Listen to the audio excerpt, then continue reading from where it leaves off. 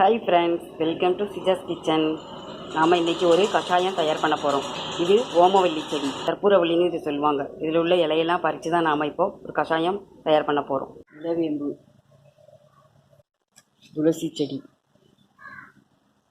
புதினா இருக்குது பாருங்கள். இது ஆடாதொடை, இந்த இலையும் நாம் கஷாயத்துக்கு பயன்படுத்த போகிறோம். வெற்றிலை கொடி பாருங்கள். இது தூதுவளை, இது ரொம்ப பெருசாக இருந்ததுனால கட் பண்ணி விட்டதுனால இப்போ குட்டி குட்டியாக முளைச்சிருக்கு. இதையும் நாம் கஷாயம் தயாரிக்கிறதுக்கு எடுத்துக்கலாம். வெற்றிலை, ஆடாதொடை, துளசி, தூதுவளை, நிலவேம்பு, புதினா, ஓமவல்லி. இந்த நிலவேம்பு நம்ம ஒரே ஒரு இலை போட்டால் போதும், ரொம்ப கசப்பாக இருக்கும். இது கூட நாம் கொஞ்சமாக ஜீரகம், மிளகு, பூண்டு, இஞ்சி எல்லாம் தட்டி போட்டு கொதிக்க வச்சுக்கலாம். நம்ம பறிச்சுட்டு வந்த இலையெல்லாம் நான் கட் பண்ணி 3 டம்ளர் தண்ணி ஊற்றி கொதிக்க வச்சுருக்கேன். இது கொஞ்சம் கொதி வந்தவுடனே நாம் அந்த பூண்டு, ஜீரகம் இதெல்லாம் இதில் சேர்த்துக்கலாம்.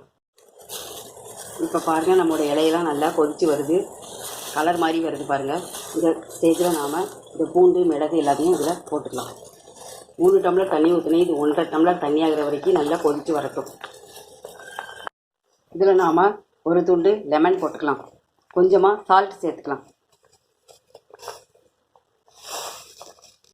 இப்போ பாருங்கள், நல்லா கொதிச்சு வந்துட்டு. இப்போ நாம் கொஞ்சமாக மஞ்சள் தூள் சேர்த்துக்கலாம். இதில் ஒரு 5 நிமிஷம் கொதித்தோடனே நம்ம எடுத்து ஃபில்டர் பண்ணி சூப் குடிக்கலாம்.